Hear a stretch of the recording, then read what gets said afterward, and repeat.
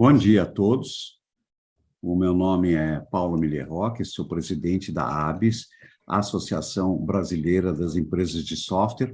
A ABS é composta de 2.000 empresas, ela está presente em 24 estados e mais o Distrito Federal, em quase todo o Brasil, apesar de estar muito concentrada no estado de São Paulo ainda. A gente está em trabalhos de diversificação, de espalhamento geográfico. Nós já emitimos quase 40.000 certidões que são usadas para licitações públicas e para apresentação de uma empresa para outras. Nós temos hoje 2 comitês de trabalho que trabalham com temas específicos, desde o futuro do trabalho, inteligência artificial, impostos, a parte regulatória. E nós hoje geramos... nós temos, com os nossos associados, quase 100 milhões de reais, 100 bilhões de reais de faturamento, representando 80% do faturamento de software, e nós geramos mais de 210 mil empregos diretos, os nossos associados, né? Próximo slide, por favor. Nós temos diversos trabalhos que nós fazemos nos nossos grupos internos, né? Nós temos o trabalho dos comitês, como eu já falei, nós temos seguro-saúde, seguro odontológico, nós temos uma assessoria jurídica que é excelente, muito boa, ajuda os nossos associados com dúvidas que eles tenham sobre tributos ou até mesmo contratuais. Nós temos um programa de conectar compradores e vendedores entre os associados, temos um programa de certidão, que eu já comentei. Nós temos um programa, uma empresa ética, que é um programa que treina as pessoas para compliance, para seguir a ética. Nós damos, inclusive, certificação para esta empresa e para as pessoas que são treinadas. Não tem custo para os nossos associados. Nós temos um canal de YouTube, nós temos também cursos gratuitos de LGPD para os colaboradores dos associados, para você poder cumprir exigências de demonstrar evidências de que você está no processo de adequação LGPD. Tá? Nós temos na área social, além do projeto com a AICA, nós temos a mobilização para a redução da desigualdade, que coleta lixo digital, não lixo é a palavra pesada, coleta equipamento para ser reciclado ou descartado, e com o dinheiro disso nós revertemos em treinamento de pessoas socialmente vulneráveis. Nós temos também um diagnóstico de sustentabilidade, e como o diagnóstico de LGPD, você entra anonimamente, você vê em que estágio a sua empresa está e recebe recomendações. Próximo slide, por favor. Nós lançamos recentemente um programa de um centro de inteligência chamado Think Tank, em que ele tem ligações, ele vai produzir material para o governo, para a academia, para as empresas e para a sociedade como um todo. Os principais temas que nós temos lá são cidades inteligentes, vão produzir relatórios e estudos a pedido de associados, a pedido de governo, a pedido da academia. Transferência de dados, ESG, governo digital, governo aberto, identidade digital, inovação e fomento, inteligência artificial, futuro do trabalho, privacidade e proteção de dados, segurança jurídica e tributária, soberania digital, etc. Próximo slide, por favor. A ABS tem também um hub, que é um concentrador, né, é uma plataforma chamada RH Tech, que é para coleta de empregos, de recursos humanos, de colocação de cursos. Os nossos associados podem colocar cursos gratuitos ou pagos lá. As pessoas podem entrar, colocar seu currículo, se colocar à disposição para serem entrevistados, e as empresas podem colocar vagas lá dentro. E nós temos parceria também com a Trampos, que é uma grande empresa de colocação de mão de obra, né? De um site de você coloca, faz o matchmaking entre quem precisa e quem está ofertando os seus serviços, né? Esse projeto está começando, a gente ainda está dando tração nele. Começou uns 6 meses atrás, esse ano ele deve terminar o ano com muito mais conteúdo dentro dele, se bem que já tem bastante. Da minha parte é só. Obrigado, Paulo. É um prazer estar com todos vocês aqui para falar um pouquinho sobre criptoativos.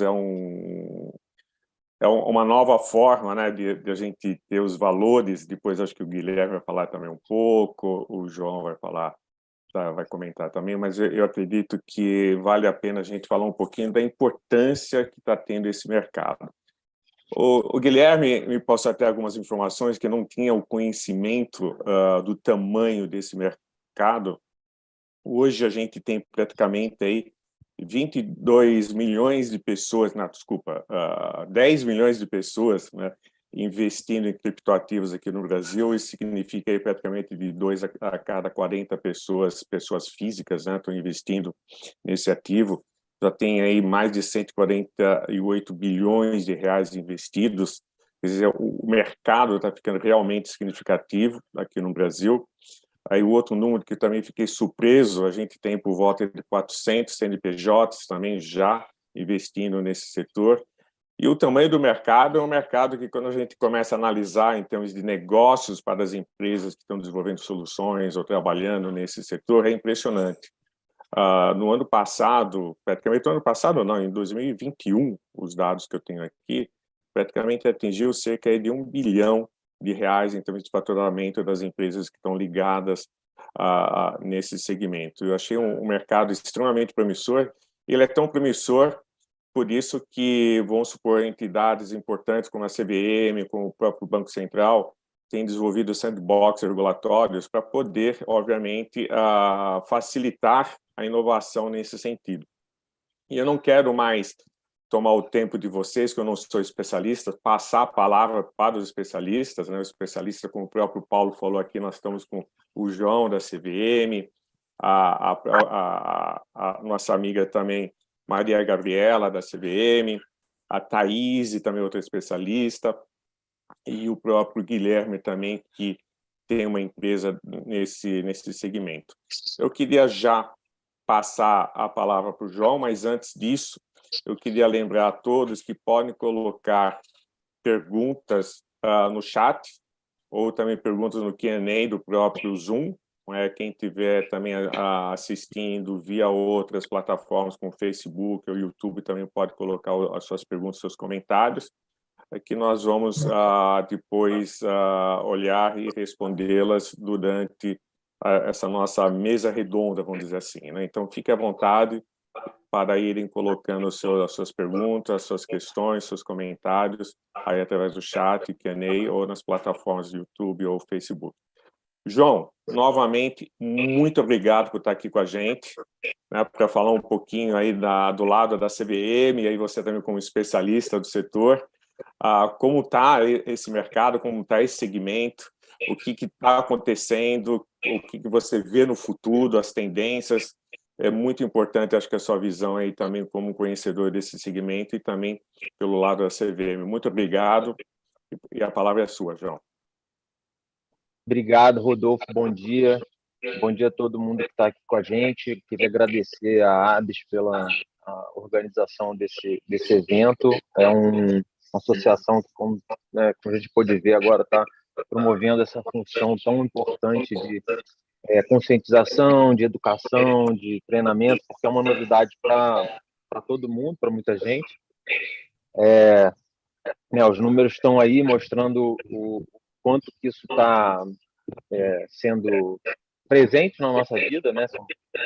Como o Rodolfo falou, são 10 milhões de pessoas investindo em cripto no Brasil. Então, assim, toda essa novidade, ela atrai, né? E ela também é, assim, é a fonte dessa empolgação, e ela está sendo canalizada como as inovações em geral, né? Para o bem. Então, assim, mas tem os erros, né? E tem também pontual oportunismo de má fé, né? E isso aí é o tipo de preocupação que justifica a atuação do Estado, né? Para assim tentar permitir que essa prevalência da positividade, né?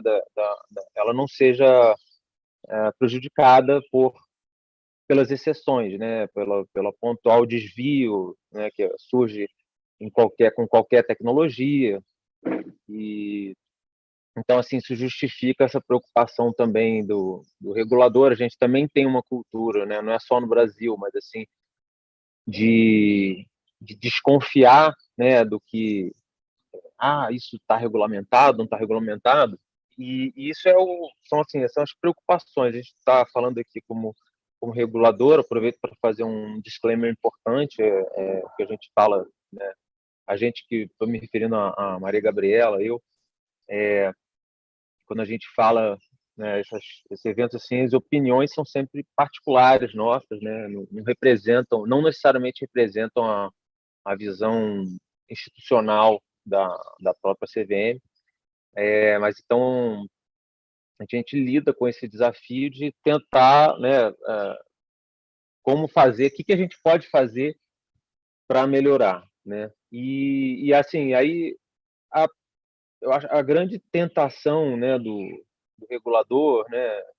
Quando eu digo regulador, não estou me referindo à CVM ou ao Banco Central, estou falando à figura em abstrato do membro do Estado que quer criar regras ou criar institutos, assim, a grande tentação a se resistir é talvez uma vaidade ou uma empolgação de falar assim, eu quero fazer parte disso também, eu quero inovar e falar assim, olha, seu papel aqui de Estado é evitar que muito ajuda quem não atrapalha, né? Então, assim, evitar, deixar, assim, reconhecer que quem está criando é o setor privado, é quem está, quem inova, é quem ganha dinheiro com as coisas. Então, a gente tem que ver, assim, olha, vamos ficar atento ao que pode atrapalhar e a gente pode ajudar nisso, né? Não é achar que, né, o Estado vai desenvolver isso. Falar assim, olha, quem vai desenvolver isso é quem criou, quem está desenvolvendo. Eu não, vem o regulador, o político e tal, querendo surfar na onda, assim, eu também estou ajudando. Eu falo assim, não, você está ajudando, compreenda o seu papel, compreendamos o nosso papel para né, falar assim, olha o que a gente fez aqui para ajudar. A gente impediu que quem fosse atrapalhar, atrapalhasse, né? Então é mais uma coisa assim de evitar problemas. E eu acho que esse é o papel principal assim do regulador lato sensu, né, ao evitar. E lembrar que as coisas não existe nada que não seja regulamentado, né? A gente pensa em regulamentação, a gente quer imaginar que tem uma portaria, uma resolução, uma instrução normativa, alguma coisa assim, mas o básico, né? Qualquer coisa já tem institutos do Estado de Direito que coíbem, né? Então, assim, olha, você tem já a lei contra fraude financeira, pirâmide, o Código Penal com estelionato que seja, o Código Civil com responsabilidade civil. Tudo que se faz, né? A gente vê uma novidade, né? Tem que já criar alguma coisa nova. Não é porque inventar uma arma laser, não tem que botar um parágrafo lá no artigo do homicídio dizendo que matar alguém com arma laser é crime. Não, já é crime matar alguém, já é crime fazer fraude. Então, muito da regulação e da regulamentação de cripto já existe, né?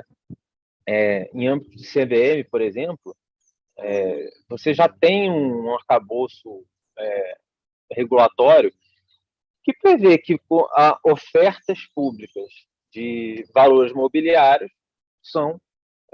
dependem de registro prévio, né? Assim, aqui eu acho, por exemplo, isso é uma herança que acho que a gente poderia evoluir como sociedade e questionar essa questão, porque qual é o sentido disso ser prévio, né? Isso vem de uma outra filosofia na época que surge lá no século passado, assim, olha, havia um grande debate, né, sobre o papel do Estado ao tentar proteger o investidor, né? Então, assim, vai se ter ou não a análise do mérito. Isso aqui é um bom projeto, invista, ou de outro lado que prevaleceu, felizmente, não, isso aqui está devidamente informado e o investidor faz a decisão por si só. Só que para poder dizer que está devidamente informado, não, assim, é mais necessário o registro ser prévio se você vai falar do mérito, né? Porque se você vai analisar para dizer, não, isso aqui é bom, vai lá, aí realmente tem que ser prévio, porque alguém tem que olhar e pensar. Agora, se você está falando de uma coisa informacional, eu acho que a gente pode migrar, como a CVM já vem migrando, por exemplo, na norma de ofertas mais recente, migrar para uma coisa automática. Você dá assim, olha, o que você precisa para ofertar esse tipo de produto de investimento, né? Tem que divulgar isso, isso e isso. Não precisa necessariamente ser prévio, mas hoje a gente tem uma limitação legal. A lei diz que tem que ser prévio, então assim também não eu acho que são debates interessantes para a gente ter e são efeitos colaterais positivos, né, de quando tem essas inovações, porque aí a inovação fala, pô, você vê o custo do Estado grande, né, diante da novidade, porque esse papel, esse peso naquilo que não é novidade, ele já está, as instituições já se acostumaram com aquilo de tal forma que funciona. Quando vem uma novidade, fala assim, ih, caramba, mas pô, tá todo mundo comprando, tem que fazer registro prévio. Assim, isso sempre teve aí. Você está reparando agora porque você é da novidade e não tem todo um cipoal de criatividades privadas que foram desenvolvidas para contornar isso. E aí você vê, eu acho que é um ótimo momento para a gente questionar certas coisas que estão aí, não só para esse setor, para essas novidades, mas como para o mercado em geral, né? Então, acho que assim, só estou abrindo esse debate aqui para a gente fazer um bate-papo.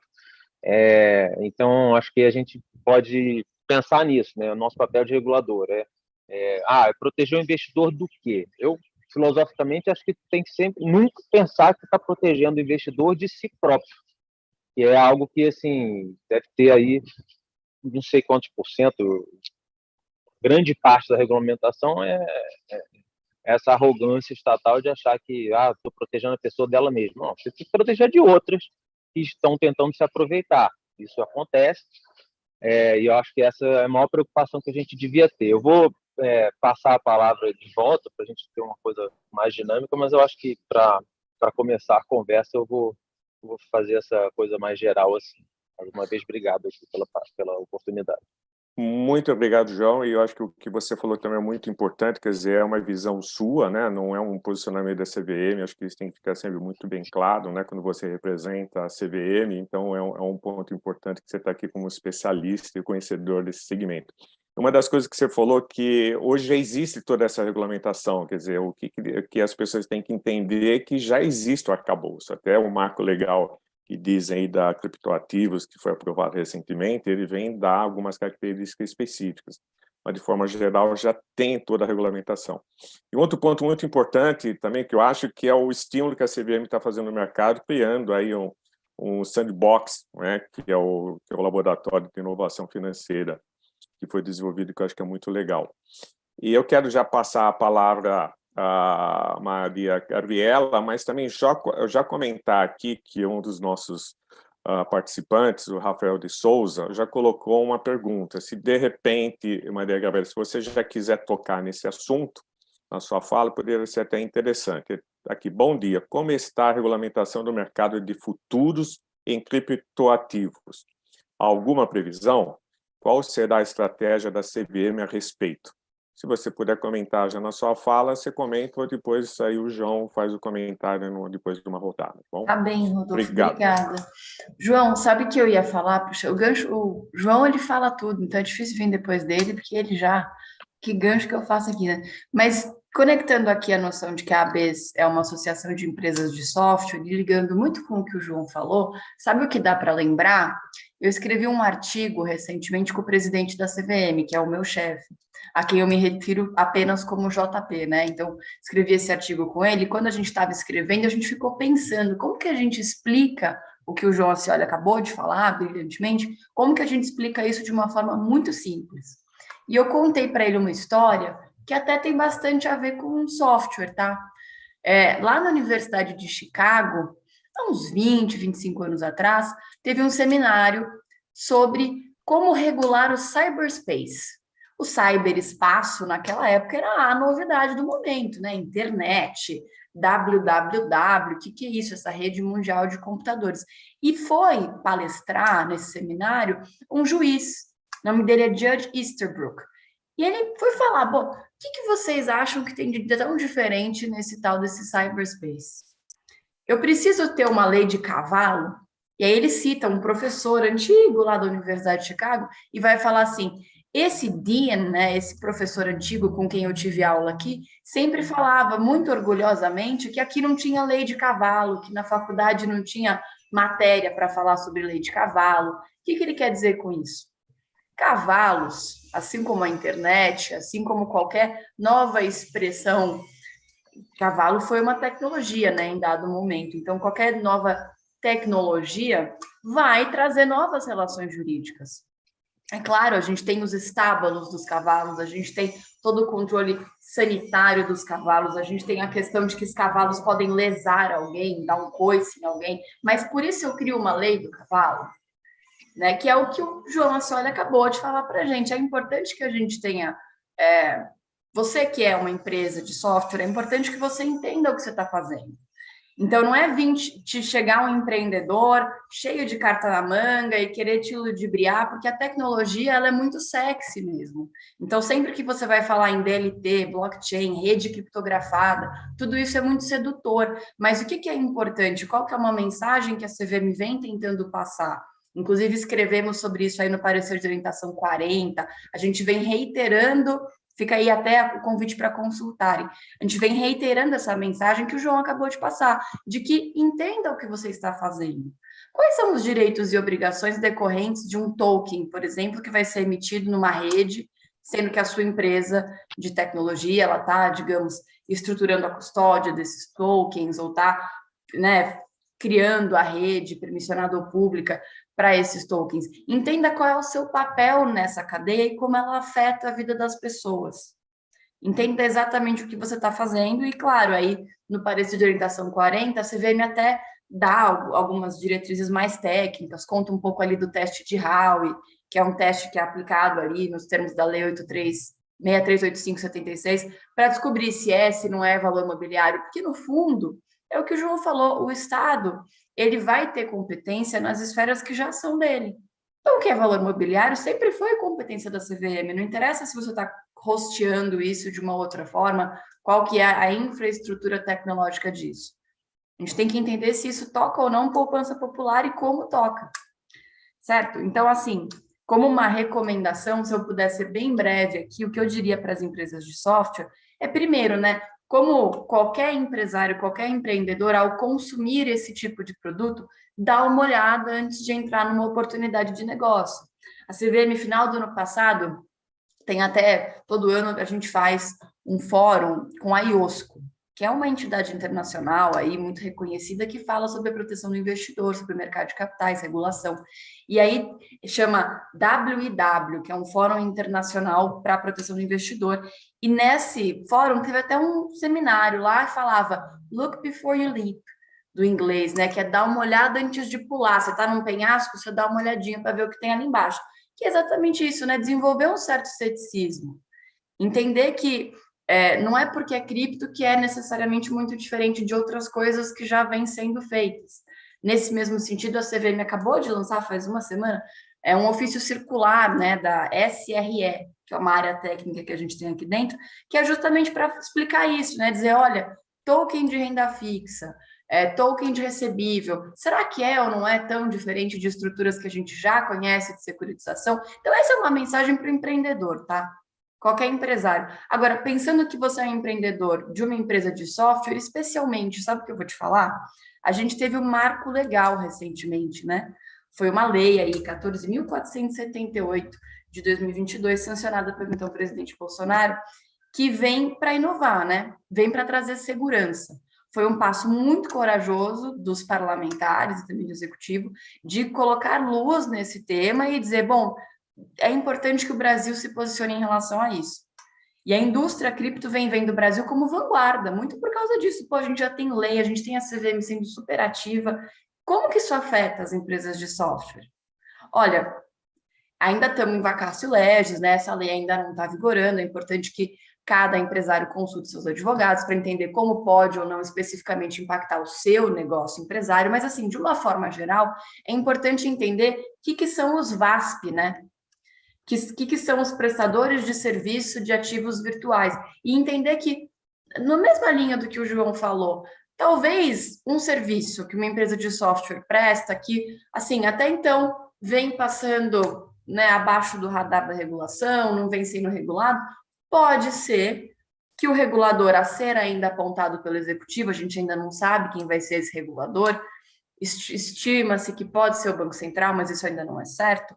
Se por um acaso for o Banco Central, pode ser que ele entenda que alguns prestadores de serviço de software envolvidos aí na DeFi, né, na Web3, podem vir a ter necessidade de cumprir alguns requisitos ou de, enfim, pedir autorização prévia para funcionamento, a depender do entendimento do Banco Central, que ainda vai editar regulamentação específica sobre o tema. Então, eu convido a ficarem atentos, né? A gente espera que saia aí um decreto que vai formalizar quem que é esse regulador, se é ou se não é o Banco Central, e que fiquem atentos, que, né, busquem aí uma assessoria jurídica adequada, justamente para que mantenham os seus negócios sempre protegidos e sempre à luz da lei.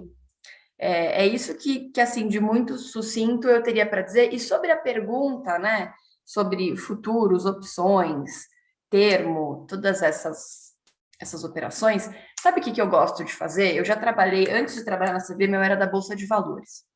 E lá, uma das coisas que eu fazia era atender gente. Então, eu era advogada, eu resolvia vários processos, e uma das minhas atividades era atender pessoas que estavam reclamando e estavam processando.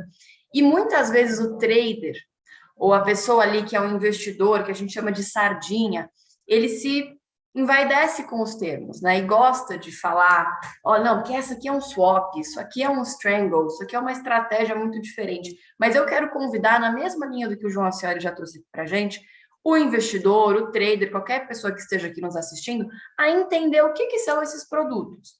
Então, tanto uma operação a termo, quanto uma operação com opções, quanto um swap, são tratados como derivativos em geral. Swap, mais comumente derivativo de balcão, mas enfim, ainda assim derivativos. E derivativos, se a gente for consultar a lei 6385 de 76, está ali, salvo engano, no inciso 8 do artigo 2º, que derivativos são, por força de lei, taxativamente definidos como valores mobiliários. Então, assim, se por um acaso este produto cripto, também não vamos se enganar pelo nome, tem que entender o que ele faz. Não é só o nome, mas se ele funcionar como um derivativo, é certo que ele é um valor mobiliário. E ele sendo um valor mobiliário, bom, aí eu não vou aqui falar sobre tudo que tem que ser feito, mas assim, é certo que ele precisa né, ser negociado de forma apropriada, num mercado organizado, regulado pela resolução 135 aí da CVM, tem que passar por todos os procedimentos atinentes aos valores mobiliários. Então, assim, vamos voltar para o que o João falou, e aqui eu encerro até com, acho que fica uma finalização legal, porque é um caso prático, né? Nesse caso prático, pô, mas eu tenho um futuro que é negociado numa plataforma tal e tal, ou é assim, uma opção binária, um forex, qualquer nome que seja, com cripto. Será que isso é muito diferente? Não sei, eu não conheço o caso concreto, mas eu convido a entender a origem das coisas, entender, né, de que forma o seu cavalo, o seu software ou a sua inovação se integra com as normas já vigentes. Certo? Perfeito, certíssimo, Maria Gabriela. Muito obrigado também, o João. Eu acho que tem um ponto que você lembrou, que é a orientação número 40 da CVM, que foi feita lá em outubro do ano passado, bem no finalzinho. Ele esclarece muita coisa, ele coloca todos esses pontos claramente, quer dizer, o criptativo, quando está ligado com o valor imobiliário, é muito claro, ele está representando o valor imobiliário que já é definido, regulado por lei, está bem especificado. E aqui a nossa amiga Cris, né, que é uma das nossas coordenadoras aqui interna na ABRES, ela já colocou no chat o link para o parecer da CVM número 40 e a lei também que foi aprovada, sancionada, como bem colocou a Maria Gabriela, em dezembro, que é a 14.478, né, que é considerada aí como marco legal de criptoativos, né. Eu vou agora chamar a Thaís, e a Thaís, eu queria só aproveitar já ler aqui alguns comentários. Eu vou ler os comentários, não necessariamente, de repente, a Thaís precisa endereçá-los, só para colocar aqui na roda, na mesa, para todo mundo ficar ciente. Aqui eu tenho uma pergunta, vou achar aqui, do Marcos Moreira. Ele coloca aqui que é uma coisa muito interessante, que também acho que gera dúvida, gera curiosidade, né? E depois, se os próximos puderem endereçar isso, seria interessante. Qual a opinião de vocês sobre a entrada do real digital? Vocês acham que, a partir deste momento, outras moedas também poderão ser adotadas para transações comerciais em nossos países? Em nosso país, melhor dizendo. E uma outra pergunta que foi colocada aqui como comentário é como, aí acho que pode até ser também a Thaís ou o mesmo Guilherme, de repente pode comentar um pouco, como uma empresa de software pode se beneficiar com o uso das cripto. Podemos receber em cripto, criar uma cripto? Que tipo de operação devemos iniciar um trabalho com cripto? Tenho muitas dúvidas de quando começar, obviamente, porque você tem cripto, na realidade, você tem token, você tem um monte de nomenclaturas aí que depois também pode ser utilizado. Mas fica aqui esses comentários e perguntas. Thaís, a palavra é sua, muito obrigado também pela sua presença aqui. E vamos lá, vamos aprender um pouco mais com você também. Olá, bom dia. Quero agradecer aí o convite pelo Guilherme, agradecer ao Rodolfo, ao Paulo, cumprimentar o João e a Maria também. Excelentes pontos que eles colocaram em relação a esse tema da regulamentação do mercado.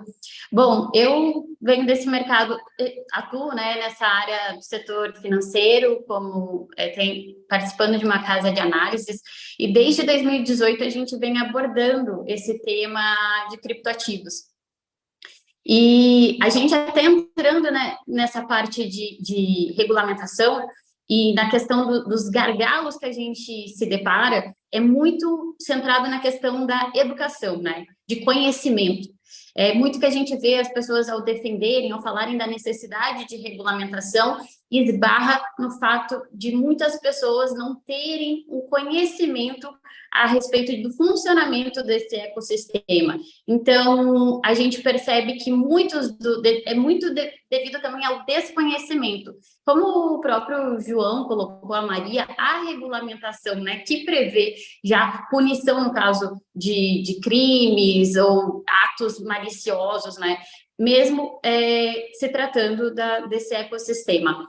Mas o fato é que, assim, a gente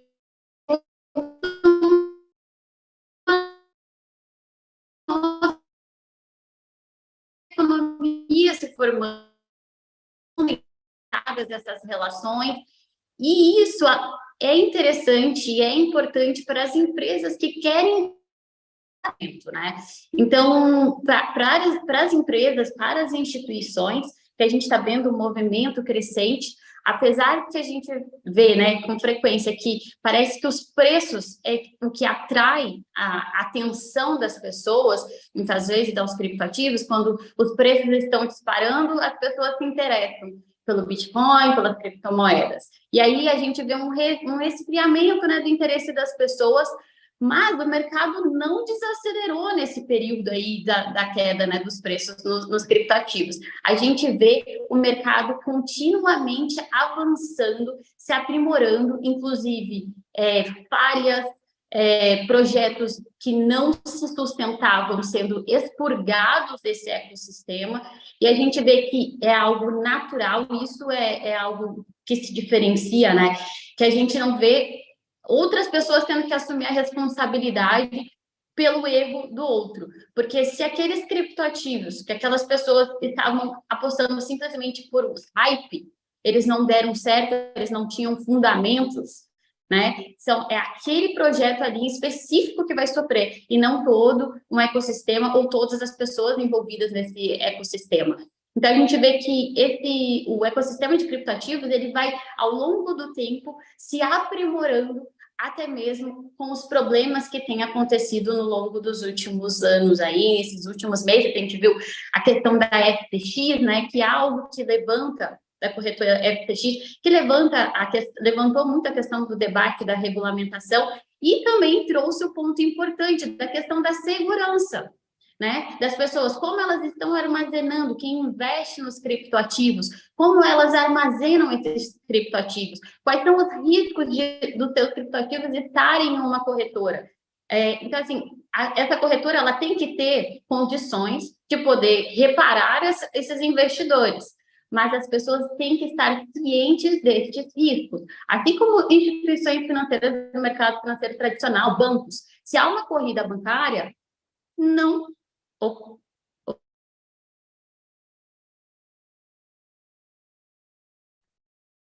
Thaís, acho que travou. Perdemos a conexão com ela, infelizmente.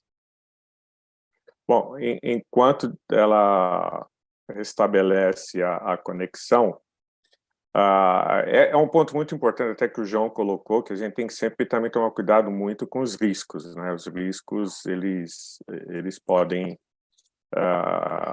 como todo investimento. Voltei. Voltou. A janelinha lá aberta, você voltou para algum ou sistema. Tá ótimo. Aliás, depois só arruma o seu nome, porque ele entrou como Tata, mas tudo bem. Pronto. Mesmo envolvendo o mercado financeiro tradicional, os bancos também não conseguem lidar. A gente viu agora recentemente, teve que ser resgatado, teve que ser ajudado a ter uma negociação ali, né, para a compra do SVB Bank. Então, assim, a gente vê que o principal elemento, além, sim, de ter bases, transparência em relação ao funcionamento desse mercado para as pessoas, é a questão da educação, né? De conhecimento, de propagar esse conhecimento. No mercado de criptoativos, muitas vezes, se formam comunidades, grupos, que tornam muito difícil o acesso para o leigo compreender.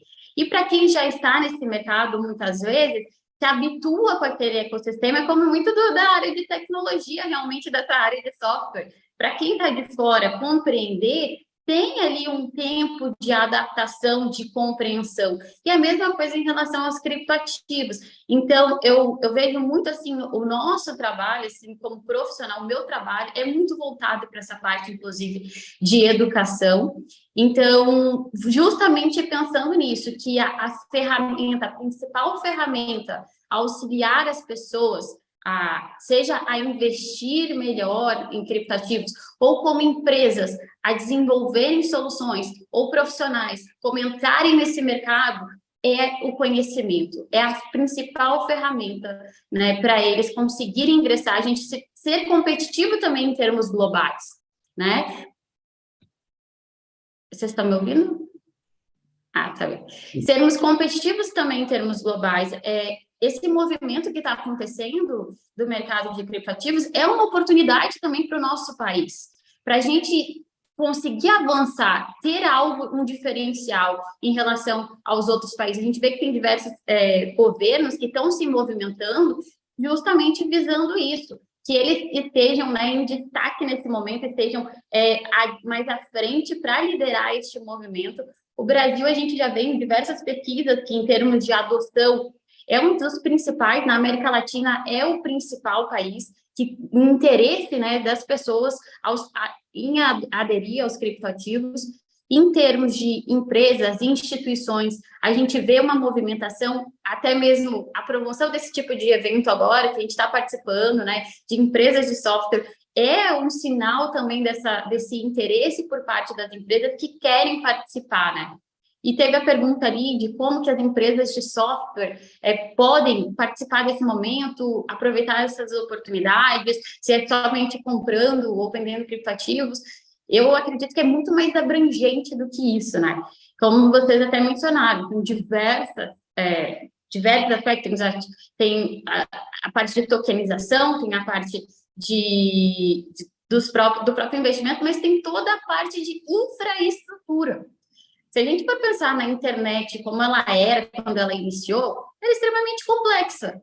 Não era todo mundo que sabia utilizar a internet, ou não tinham tantas funcionalidades a internet. A gente nem pensava lá no início que a gente ia fazer tantas coisas com a internet, que a gente ia comprar e vender com tanta facilidade, porque eu lembro do início, assim, da internet, sei lá, uns 15 anos atrás, por exemplo, eu tinha medo de fazer compras na internet. Eu vou botar os dados do meu cartão de crédito, isso é perigoso. Então, assim, a gente tinha uma série de receios e que só foi possível avançarmos e melhorarmos com a melhora da infraestrutura.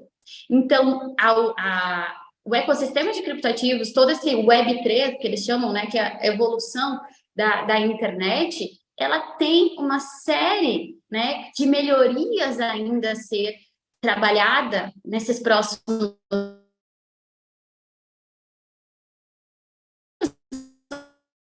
Então, é uma grande oportunidade de desenvolverem, participarem, entenderem como podem melhorar a experiência das pessoas.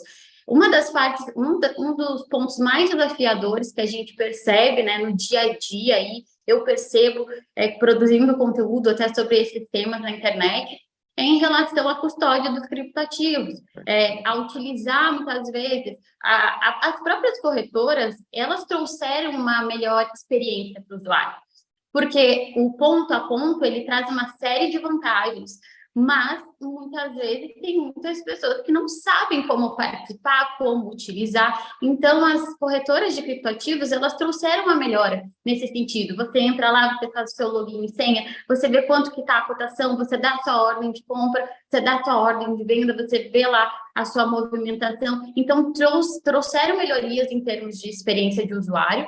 Então, a gente tem muita coisa aí para trabalhar, para melhorar a experiência das pessoas, para incluir mais pessoas nesse movimento, que eu acho que é esse o grande propósito, é inclusão, trazer mais pessoas, inclusive as pessoas que estão à margem desse sistema, que estão fora do sistema e estão sendo, e essa pode ser uma alternativa para elas. Então, a gente pensar nessa questão da experiência do usuário, na utilização dos criptoativos, é um grande campo, é um grande mercado. Muito obrigado, Thaís. Como você bem lembrou, a conexão com quando surgiu a internet, né? Todo mundo tinha medo, hoje ninguém mais faz nada sem estar conectado na internet, virou o nosso dia a dia. Então, obviamente, que tudo indica que esse vai ser o futuro. E olhando para o potencial do mercado que ocorreu em 2021, quase R$ 1 bilhão de faturamento das empresas envolvidas nisso, então você percebe que está começando e começando muito bem.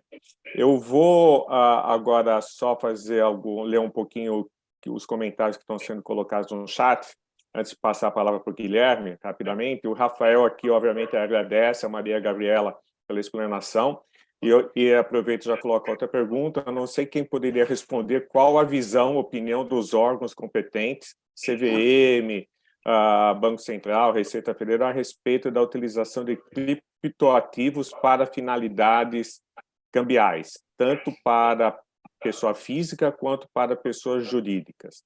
E já emendando aqui, o meu amigo Paulo Millet, ele colocou um comentário aqui também: como um cliente comum sabe se pode confiar numa exchange, corretora, com sede no Brasil? A CVM e o Bacen vão regular isso? Da mesma forma como o cliente comum sabe se pode confiar, e qual a defesa que ele tem ao negociar com exchanges como sede em paraísos fiscais? Isso aí é um outro dilema. Deixa eu ver se tem mais alguma coisa. Aqui não tem. Vamos ver para o Q&A se tem alguma coisa. Não tem. Então, passar a palavra aqui rapidamente para o Guilherme, para ele fazer um comentário e até também falar um pouquinho, né, o que são, de repente, criptoativos, né? Você tem token, você tem... E como tratar, porque, na realidade, como foi dito pelo João, Maria Gabriela e até pela Thaís como uma novidade, mas já existe uma regulamentação, né? Então, todo mundo que está investindo nisso tem que declarar, tem que seguir os ritos normais como qualquer outro tipo de investimento, né? Até com valores imobiliários que já existe todo um arcabouço legal sobre isso. Vai lá, Guilherme. Obrigado aí também pela sua presença e disponibilidade. Eu que agradeço aí, Rodolfo, Paulo, pelo convite. Obrigado por estar aqui. Bom dia a todo mundo. Prazer enorme estar aqui nesse debate. Acho que uma das coisas que, assim, eu sou um entusiasta muito grande, assim, do mercado de cripto, desde lá de trás, já há vários anos aí estudando sobre esse mercado, aprendendo a respeito. E para mim é muito gratificante estar numa roda de debate aqui, onde a gente tem várias pessoas aqui, cada uma no seu escopo de atuação, mas no fundo com o mesmo propósito, que é trazer o criptoativo, né, trazer essa tecnologia mais disponível e democratizar mais para o uso no dia a dia das pessoas de forma segura. Então, acho que, pegando aí o gancho no que todo mundo veio falando, né, ao longo dessa manhã, eu acho que o grande ponto aí, como a Thaís mencionou, é realmente a questão de conhecimento, né? Então, eu hoje tenho uma empresa de software, inclusive associada da Aves aqui, a Fiscal Crypto, que é uma empresa para ajudar investidores, pessoas físicas, a declararem seus criptoativos de forma correta para a Receita Federal, que é um desafio gigante aí para quem tem que fazer, quem faz esse tipo de investimento tem que declarar. E quando a gente olha a questão de conhecimento, Guilherme, Guilherme, diga, eu posso te interromper um minuto? E desculpa pela claro. minha indelicadeza. É que eu lembrei agora que o João, né, a senhora, ele comentou que ele tem um problema de horário. Ele tem que sair, se não me engano, às 9h30. Né? Ah, tá bom, que é. Então, o que eu queria pedir o favor? Para que aproveitasse esse momento, o João pudesse fazer, de repente, um comentário geral até sobre as perguntas. Aí a gente já libera ele Claro. também não fica preso, aí depois fica truncado. Aí eu sei que também a Maria Gabriela também vai ter que sair, então aí a gente já faz o fechamento dos dois, um comentário final para os dois, aí a gente já aproveita para eles fazerem com calma aí nesses 8 minutos que eles têm. Pode ser, Guilherme? Claro, com Desculpa aí certeza. Vai lá, João e interromper.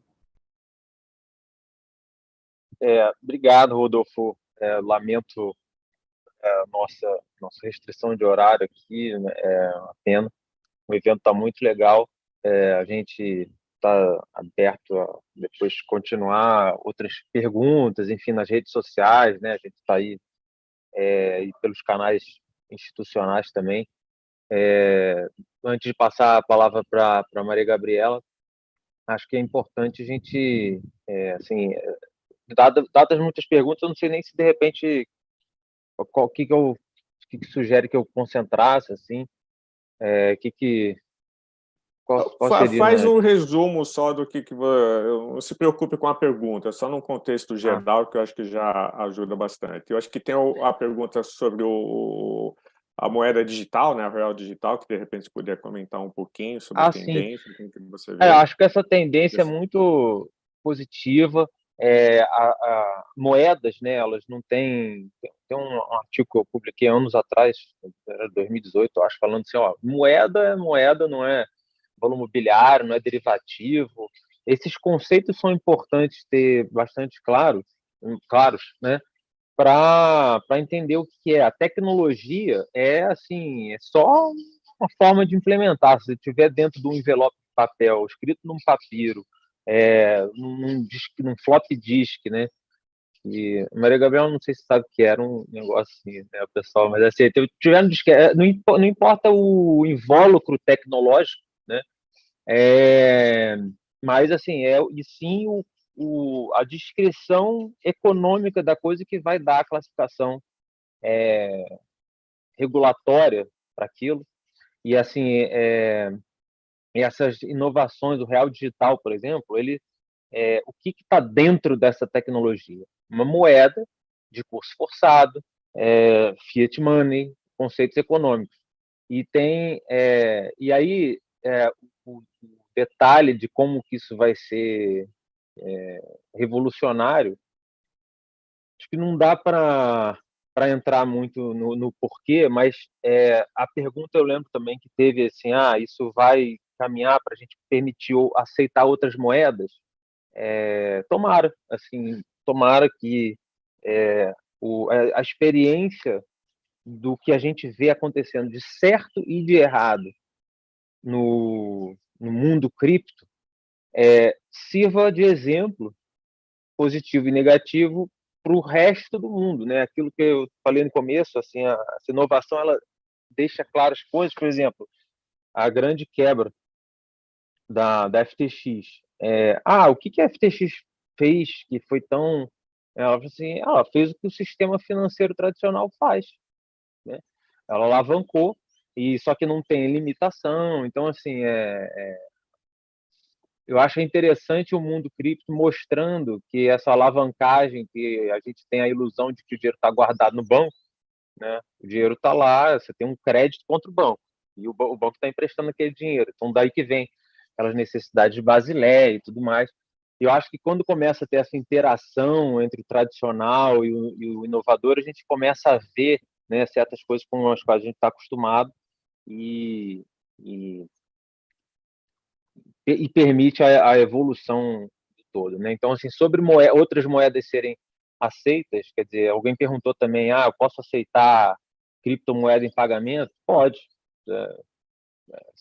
Tem questões fiscais, porque quando você está dando algo que legalmente não é uma moeda, você teria ganho de capital, né? Então, assim, é como você está dando em pagamento um objeto.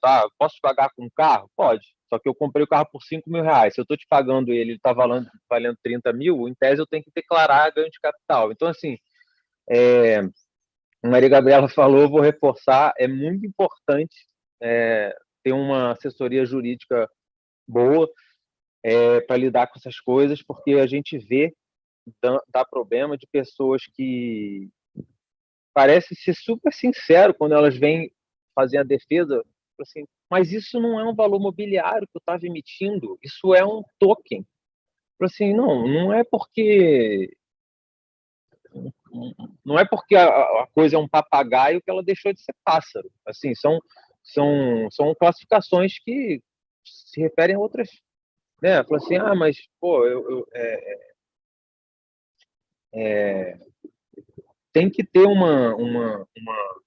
é muito importante ao lidar com essas coisas ter uma assessoria capacitada, porque a gente vê casos assim em que a pessoa até teve assessoria jurídica, mas que a assessoria jurídica, né, não foi capaz assim de mostrar o que estava acontecendo. E aí tem também uma pergunta, acho que relevante, né, sobre aqui o tema da proteção e tal. Você, para proteger né, uma exchange, ter ou não sede no Brasil, isso aí não tem muito mistério, além de tentar pesquisar mesmo, né? Assim, saibam com quem estão lidando, né? E desconfiem de promessas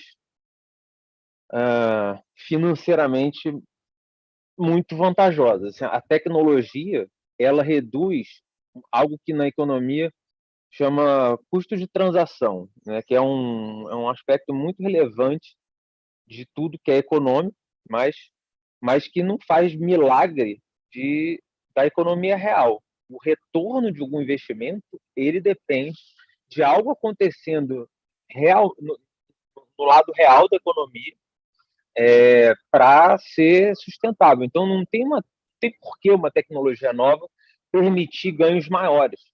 O que tem a ver esses ganhos que a gente vê de cripto é porque tem uma interação indireta, né? Que assim, por ser novidade, por estar aumentando, tem o aumento do preço do cripto, e aí os investimentos que apostam naquilo têm uma oscilação maior, mas também tem quedas violentas. Então, assim, é conhecer mesmo o que está sendo vendido. Quando alguém fala, estou vendendo um token, e esse token, o que tem no token? Se ele está te prometendo algum rendimento financeiro, se o token você vai comprar porque você acha que vai ganhar dinheiro, muito provavelmente vai passar naquele teste de Howey que a Maria Gabriela falou. E, assim, olhem bem o que está sendo... Assim, tenta olhar o que está por trás da tecnologia. Você, legal, bonito, é token, é cripto, é digital, é holográfico, sei lá o quê, mas assim, o que está sendo, qual é o conteúdo daquilo, né? Eu acho que como mensagem assim de geral, eu vou encerrar para passar para a Maria Gabriela, que a gente botou 9h30 para ter uns minutinhos para entrar, então ainda dá para ela falar aqui que eu falei demais. Mas mais uma vez, muito obrigado pela oportunidade aqui.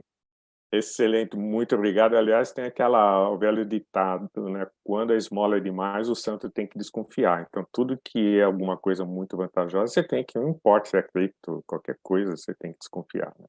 E uma outra coisa, rapidamente, antes de passar para a Maria Gabriela, para mim, o real já está digital. Né? Eu acho que eu tenho umas notas no meu bolso que faz, sei lá, uns 3, 4 meses que eu não as uso. Quer dizer, o dinheiro está mofando quase no meu bolso, porque hoje é tudo digital. Né? Hoje a gente não mexe mais com papel moeda, praticamente. Eu sei que muitas pessoas, muitos segmentos ainda têm, mas o real já está praticamente digital, está a um passo de ser oficializado. Muito obrigado, João, novamente, pela participação. Maria Gabriela, também eu quero agradecer, e a palavra é sua, aí, por suas considerações. Obrigado. Obrigada. Só mais agradecer mesmo, a gente gostou muito de estar aqui hoje, é um convite muito legal conhecer as empresas de software através dessa associação, que parece desempenhar um excelente trabalho. Fiquei muito feliz de poder conhecer vocês. Obrigada, Thaís, Guilherme, Paulo, Rodolfo, e né, a CVM permanece aqui rumando para um futuro verde e digital, né, que a gente tem certeza que vai ser o futuro do Brasil. Muito, muito obrigada. Muito obrigado, Maria Gabriela. Então, agradeço aos dois. Agora vou devolver a palavra ao Guilherme, queria começar a falar, também acho que é super importante aí. Obrigado.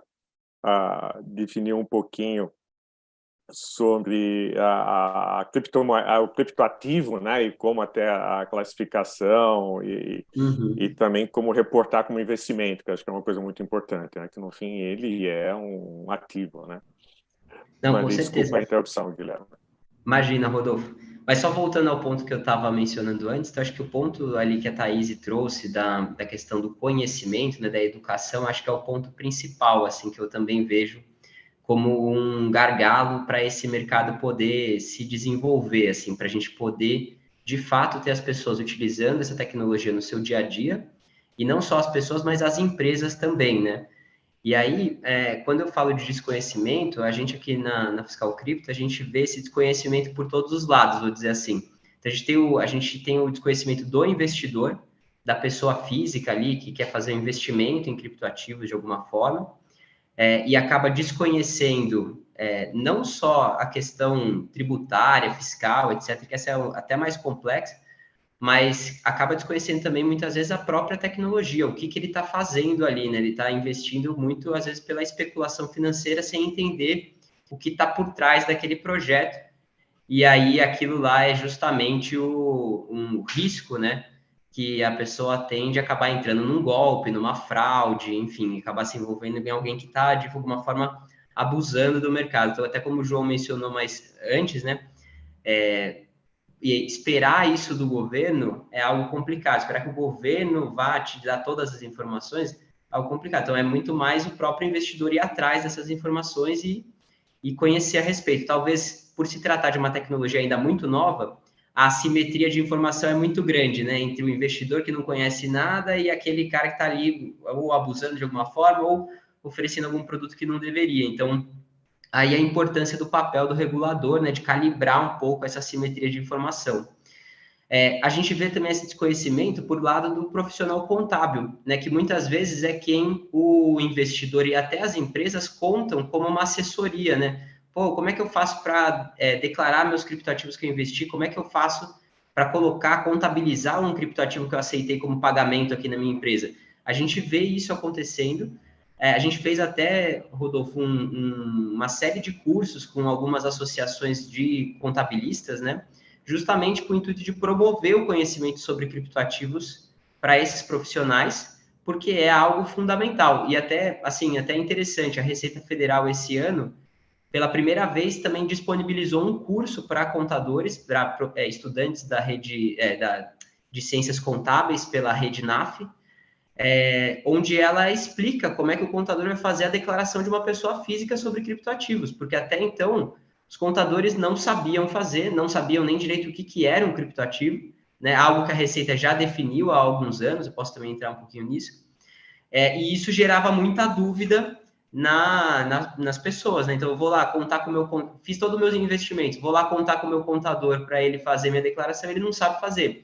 Ou mesmo a empresa, né? Aceitei pagamentos em Bitcoin, vou avisar minha contabilidade, lá, aceita esses pagamentos em Bitcoin. A contabilidade não sabe como contabilizar aquele ativo. Então, esse é um problema muito grande para mim, acho que é um dos principais gargalos que a gente tem para que isso entre no dia a dia das pessoas e das empresas de fato. E aí, por último, do lado da empresa, eu acho que o desconhecimento, ele está muito ainda nessas questões contábeis. Acho que a parte operacional, a parte de incentivo financeiro que isso tem, talvez já esteja mais disseminada. É claro que fazer uma operação de câmbio, por exemplo, pode ser muito mais economicamente muito mais viável em criptoativos do que via moeda, que tem compensação bancária, demora sei lá quantos dias para fazer a compensação, etc. Mas acho que ainda falta conhecimento da parte contábil e conhecimento da parte também relacionada à governança, que aí, pegando o ponto que a Thaís trouxe, né, é principalmente relacionado à custódia dos criptoativos. Então, quando a gente está falando, né, de você ter moeda, né, você ter reais na conta da sua empresa guardada no banco, existe parâmetros de governança que você confia naquela instituição financeira e que tem um nível de regulamentação. Você vai ter alçadas de aprovação, não é todo mundo que vai poder movimentar aquele valor, vai ter uma série de travas ali no sistema para que siga uma cadência de aprovação, né, e várias pessoas aprovem uma movimentação daquele valor financeiro. Quando você fala em criptoativos, você tem duas situações. Ou você vai deixar seu dinheiro numa corretora, seu criptoativo numa corretora, que aí você está correndo um risco de contraparte, ainda não sendo regulado, isso ainda nem sempre tem todas essas travas de governança, você está correndo um risco com relação àquela corretora quebrar. E do outro lado, você tem a questão de manter o seu criptoativo em custódia própria, numa carteira na rede blockchain, que é possível, é o que a tecnologia do criptoativo traz como uma grande novidade. E aí, só que aí entra um problema de governança. Pô, mas quem que vai ter acesso a essa senha? Quem vai ter acesso à senha onde tem ali, sei lá, 100 milhões de reais do caixa da empresa, entendeu? Então, isso é um desafio muito grande. Então, queria aproveitar, assim, que a gente está aqui com outros associados da ABS também, para fazer o convite para empresas de software pensarem nessa jornada por completo, porque do ponto de vista de conhecimento, falta conhecimento nesses 3 pontos aí, que é onde a Fiscal Crypto procura atuar. E aí, pegando sua pergunta ali sobre o que é um criptoativo, né? Essa pergunta é bem interessante, porque é uma definição que ela tem ainda algumas carências, vamos dizer assim. Então, por exemplo, por que se eu jogo um jogo na internet e ganho pontos naquele jogo, por que aquele ponto não é um criptoativo, por exemplo? Essa é uma pergunta, entendeu? Então, o que define o criptoativo é o fato dele ser emitido e transacionado em uma tecnologia de registro distribuído. Tecnologia de registro distribuído é o que a gente conhece como blockchain, mas tem outras também, mas blockchain é a principal delas. Então, se aquele ativo ele foi emitido e é transacionado via uma blockchain, ele é um criptoativo para fins de taxonomia geral, assim, vamos dizer. Então, por isso que o ponto que você ganha num jogo ali, ele não é um criptoativo, embora tenham jogos que usam a blockchain, que aí sim o que você transaciona ali são criptoativos. Mas ainda tem um desafio, né, dentro do próprio criptoativo, porque daí você tem diversos tipos diferentes. Então, você tem Bitcoin, que é um tipo à parte, assim, onde é um criptoativo que ele é emitido pela própria rede, não tem um emissor centralizado, né, utilizado para pagamento, etc. Você tem outros criptoativos que foram posterior ao Bitcoin, que são parecidos com ele na sua essência, eles são criptoativos nativos das blockchains, que a gente chama de altcoins. Você tem stablecoins, que são criptoativos, são tokens, né? Como o pessoal estava falando, são tokens que são pareados em algum ativo real. Então, por exemplo, token pareado em ouro, token pareado em dólar, token pareado em próprio real. E você tem os NFTs, que são o que seria o criptoativo não fungível, que é o que todo mundo ficou conhecendo como obra de arte. Teve aquele caso do Neymar lá que comprou um NFT, que deu um boom aí nos últimos anos a respeito. E por último, você teria o restante dos criptoativos, que aí podem ser qualquer tipo de token que pode representar qualquer coisa, qualquer acesso a serviço, a produto. Por exemplo, você pode ter eu vi recentemente uma academia aqui em São Paulo que emite um token que te dá acesso a 5 anos de uso da academia. Então, é como se fosse um título de clube, assim, você tem direito a utilizar mas está tokenizado, está no formato de criptoativo. Então, se conseguir responder tudo aí, mas acho que... Perfeito. Muito obrigado, Guilherme. É que as pessoas às vezes confundem um pouco, por isso que eu falei, explica um pouquinho o que é criptoativo, porque as pessoas às vezes têm uma confusão, mas também acho que você ajudou a responder um pouquinho até a pergunta que o Paulo Roque tem colocado, quer dizer, na realidade, quando você vai investir em criptoativos, você tem que tomar muito cuidado com quem está operando, que se você não tiver uma entidade idônea, você pode perder tudo. E se você guardar, né, você tem a senha e, de repente, quem vai cuidar daquela senha? Então, acho que é um mercado que ainda tem uma evolução, como a própria Thaís comentou. Eu vou ler aqui os comentários e as perguntas que foram colocadas, aí depois vou passar rapidamente a palavra para a Thaís, para ela poder também fazer um comentário geral sobre as perguntas e questionamentos, aí eu volto para você, Guilherme, tá? Só para... Ótimo. Então, o Reinaldo Filho, ele comentou, a Thaís comentou sobre a competição global, como a CVM pensa em estimular os empreendedores e empresários brasileiros a construir soluções que possam ser relevantes nesse cenário internacional. Até aqui, algumas medidas não ajudaram o setor nacional, como o Ofício 11, eu não conheço o que é o Ofício 11, que empurra fundos criptos para o exterior. O Matheus, ele fala, bom dia, parabéns pelo evento, gostaria de fazer uma pergunta. Observando o último ofício da CVM, qual seria a alternativa para os pequenos e médios negócios que buscam antecipar recebíveis ou acessar um capital mais barato através da tokenização? Então, aqui, essas perguntas, você, Guilherme e Thaís, você pode ler, elas estão aqui no Q&A ou no chat, tá? Se depois tiver qualquer dúvida. Legal. Ao enquadrar tais tokens como valor imobiliário, obrigando as operações a seguir uma idêntica...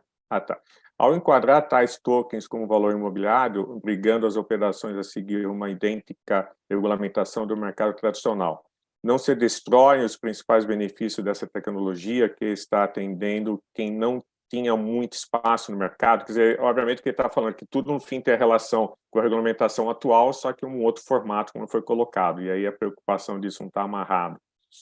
O Ricardo também colocou aqui sobre o tema central desse webinar, como distinguir as criptos entre um modelo de ação e uma moeda. O modelo de ações de papéis, né? Digitais. Como distinguir as criptos entre modelos de ação e uma moeda digitais, o que certamente definirá quem será responsável pelo regulatório, CVM ou Banco Central. Acho que também depende do que ele está falando, né? Se é um valor imobiliário, se não é. Deixa eu não ter mais nada aqui, então acho que são essas. Acho que muitas dúvidas aí, Rodolfo, relacionadas a essa questão da regulamentação, né, e como incentivar aí o mercado brasileiro, a competição brasileira num cenário as empresas brasileiras, aliás, num cenário de competição global, né. Um ponto que eu queria trazer a respeito disso é que, assim, hoje, a forma como eu vejo o Brasil nesse ponto de regulamentação é assim, a regulamentação de cripto, ela não é pacificada ainda ao redor do mundo, assim, a gente tem ainda muita dúvida a respeito, e não é só o Brasil que está nesse movimento de regulamentação, né, e de trazer mais clareza a respeito desses pontos. Acho que o importante que a gente tem aqui no Brasil, talvez diferente de alguns países do mundo, é que aqui eu vejo assim, a gente tem órgãos reguladores competentes, como a CVM, Banco Central, Receita Federal, que tem se pronunciado de forma relativamente pró-cripto, assim, no sentido de não proibir a inovação, não estão buscando proibir a inovação, não estão buscando não permitir que isso seja utilizado, que era uma dúvida até uns anos atrás, né? Será que isso daqui, vou comprar um Bitcoin, será que o Bitcoin vai ser proibido de comprar no Brasil? Poderia ser. E a gente não tem esse cenário se formando aqui no Brasil, e acho que, por outro lado, a gente tem até um incentivo, né, desses órgãos, criando sandbox, essas coisas para incentivar a utilização dessa nova tecnologia. Então, acho que o Brasil tem uma oportunidade, eu sempre gosto de falar isso, e acho que é verdade, assim, o Brasil tem a oportunidade de ser um celeiro de inovação regulatória para o mundo, aproveitando todas essas características, assim, que estamos num momento, a gente tem profissionais capacitados nos principais órgãos reguladores desse mercado do país, e que tem se mostrado pró-cripto e não contra essa tecnologia. Então, acho que é uma oportunidade que a gente não deveria perder. Acho que ainda tem um tempo para essa regulamentação se firmar. Ao longo dos próximos anos, a gente vai ver como isso vai avançar. Não só aqui, como também em outros países do mundo, né? E aí, quando a gente fala em competição global, acho que linka muito aquela questão da confiança, né? Então, assim, tudo bem, você pode ter, vão ter sempre opções, assim, de países que não têm regulamentação, que estão com uma regulamentação mais cinzenta, etc. Mas é o quanto você quer confiar também nas instituições que estão ali versus as instituições que estão em outros locais, né? Perfeito, muito obrigado, Guilherme. Antes de passar a palavra para a Thaís, eu queria fazer uns comentários que estão, se não me engano, no YouTube. Aliás, um xará meu, do Rodolfo Santos Abreu. Ele coloca aqui, realmente o mercado com muito futuro. Os reguladores estão para regular, nada mais. E aqui, parabéns para a ABS. É muito bonito escutar esse comentário aqui, ou melhor, ler esse comentário do Rodolfo Santos Abreu. E parabéns por terem acessibilidade como intérpretes de Libras. Meu irmão é surdo e ele reclama que não encontra conteúdo sobre esse assunto em Libras. Passei o link para ele ver. Sensacional. Quando a gente olha aqui os intérpretes de Libras e fala, nossa, será que alguém está prestando atenção? Será que alguém está acessando? No fim, tem aqui um testemunho que deixa a gente muito feliz, né, de a gente poder realmente levar esses conteúdos ricos, né, para as pessoas que de repente precisam de uma outra forma de comunicação. Então é importante isso, né? Quando a gente olha isso, um detalhe não, um detalhe é muito importante que a gente consegue levar conhecimento para todos. Thaís, se você quiser fazer alguns comentários também sobre as perguntas colocadas, acho que seria extremamente enriquecedor. Eu acho que o único problema da Thaís é que a sua internet está falhando um pouco, né? Mas vamos lá.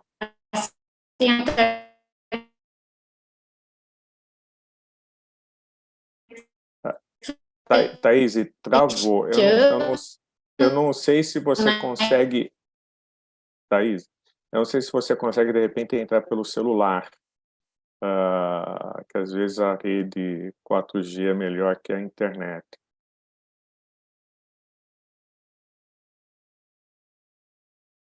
Ou fechar o vídeo.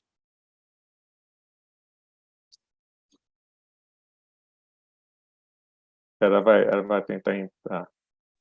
Pronto. Oi, ótimo. Melhor. Em que ponto que parou?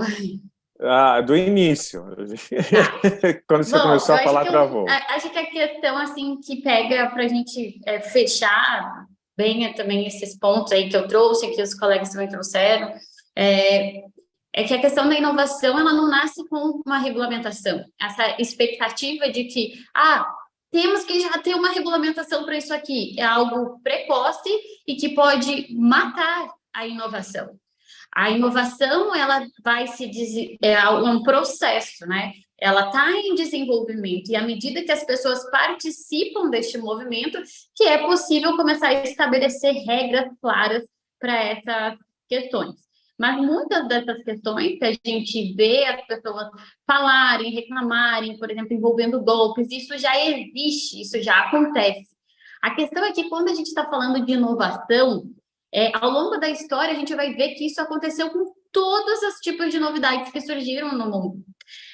Porque as pessoas se aproveitam dessa inovação, de algo novo que surgiu, do que está no hype, que está todo mundo falar, pessoas mal intencionadas, para tirar vantagem de outras pessoas que não têm conhecimento ou que são atraídas por essas questões de promessas rápidas e desproporcionais. Então, a gente vê que se aproveita da questão da inovação, de algo novo, de algo que está sendo muito falado, que está no hype, para tirar vantagem de outras pessoas, né, sem conhecimento. Mas a regulamentação, ela é algo que ela só é possível a partir de um avanço desse mercado, a partir de um certo amadurecimento. Se o governo vai e corre para já regulamentar, estabelecer regras sobre tudo, a gente nunca vai ter capacidade de inovar, a gente nunca vai ter capacidade de trazer inovação. Então, é importante, né, que a gente está havendo uma análise do que está acontecendo no mercado, mas o que eu entendo que é uma grande preocupação, principalmente quem já é participante desse mercado de criptativos, já é engajado nisso, com a questão da regulamentação, é que mudem os agentes que atuam na regulamentação, mude a abordagem.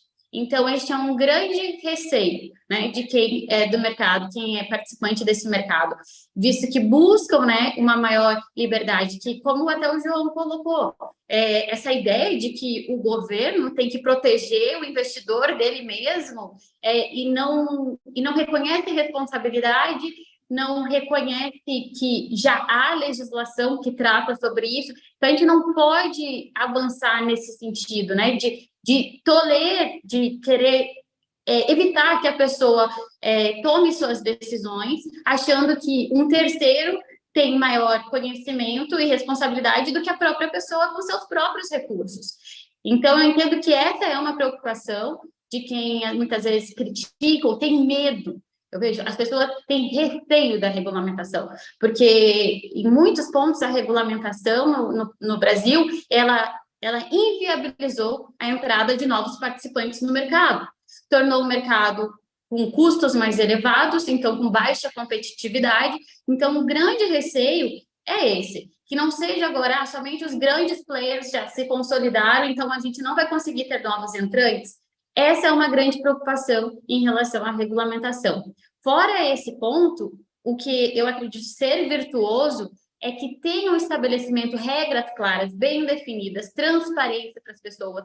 E para as instituições, é muito importante que essas regras estejam, né, colocadas e que não seja colocado o mercado de criptativos como algo à margem do sistema. Para as empresas e instituições participarem, é importante esse reconhecimento, né, de todas as formas, seja investindo, seja aceitando pagamentos em criptativos, seja desenvolvendo soluções, enfim, das mais diversas formas, seja até emitindo tokens.